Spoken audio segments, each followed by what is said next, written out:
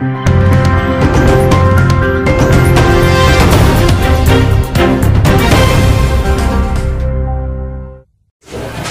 नाम डॉक्टर मनीष पुडवाल श्रीवास्तव है। मैं एक एमडी मेडिसिन हूँ। मैं अकोला शहर में as a general physician practice करता हूँ। सर मुझे बताइए कि अगर हम बात करें अस्थमा के बारे में, अस्थमा एक बहुत ही पेचीदा ऐसी बीमारी बन जाती है, इसका नाम सुनते ही लोग बहुत परेशान हो जाते हैं। सही बात है। मैं आपसे जानना चाहूँगा क्या होता है अस्थमा? बेसिकली देखो, अस्थमा कोई नई बीमारी नहीं है, एक काफ़ी सदियों से चलती आ रही बीमारी है। काफ़ी लोगों में पाया जाता है। भारत में तो काफ़ी मात्रा में पाया जाता है अस्थमा। अभी हाल ही में किए सर्वेक्षण के हिसाब से अराउंड 6 से 7% बच्चों में पाया जाता है और 3 से 4% एडल्ट लोगों में पाया जाता है। अभी बढ़ता प्रदूषण, धूल, मिट्टी और बदलती जीवन शैली जैसे स्मोकिंग और बाकी चीज़ों के हिसाब से अस्थमा का प्रमाण बढ़ते जा रहा है।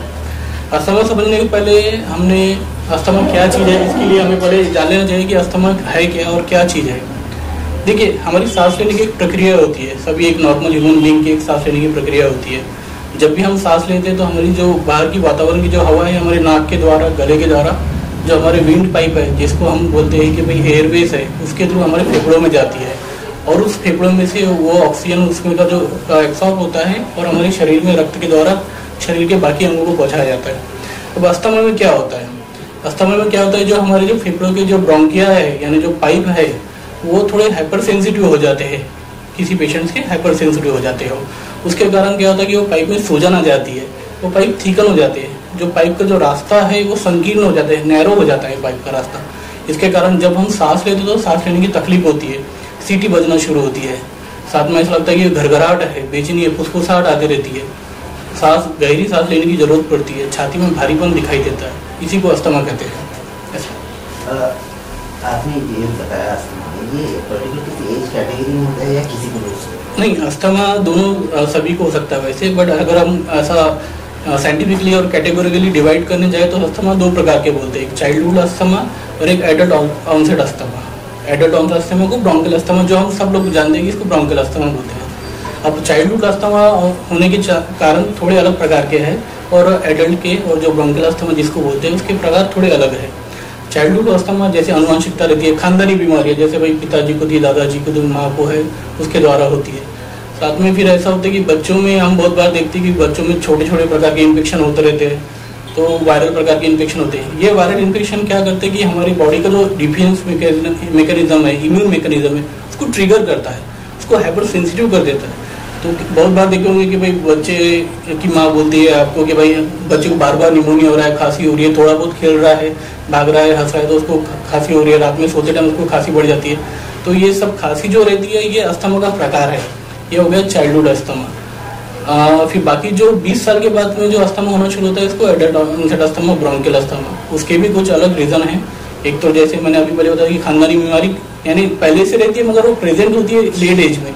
सेकंड बात यह है कि भाई किसी को धूलों की कणों की, खेत में जाते तो खेत के कणों की जो पराग कण बोलते हैं या फिर गंजल गवत बोलते हैं इसको मराठी में, उसकी वजह हो सकती है। फिर साथ में कभी कभी अब जैसे स्मोकिंग के कारण भी अस्थमा के प्रकार बढ़ना शुरू हो गए हैं। जो हमारा भारत देश में देखा होगा कि आपने कि वर्ल्ड इसमें टॉप 10 है जितने खराब क्या सिटी है, तो उसकी वजह से भी अस्थमा होने के चांसेस रहते हैं। तो इस तरह का है अस्थमा का प्रकार। अगर सर डायग्नोस की अगर बात करें, सिम्टम्स जो है सर्दी में और अस्थमा में लगभग सही है, बिल्कुल बात है। तो अगर डायग्नोस की बात करें तो किस तरह से डायग्नोस किया जा सकता है? देखो, इसके एक स्टेप है, स्टेप वाइज जाते हैं हम। सबसे पहली बात तो कि अस्थमा अगर कोई समझो पहली बार कोई पेशेंट लेकर आ रहा है कि मुझे सर्दी खांसी है, तो हम उसको यूजुअली लेबल करते नहीं है कि भाई ये अस्थमा वगैरह है।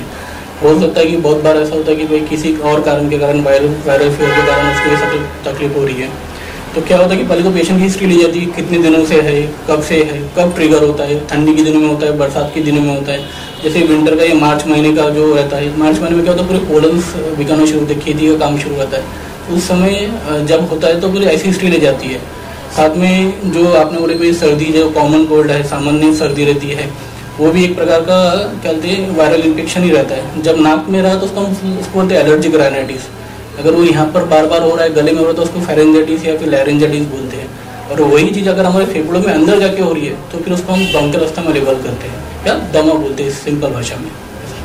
आज आधुनिक समय में अगर ट्रीटमेंट की अगर बात करें तो अस्थमा के ट्रीटमेंट के लिए कौन कौन सी विधि कौन कौन सी पद्धति उपलब्ध है? सही बात पूछी आपने।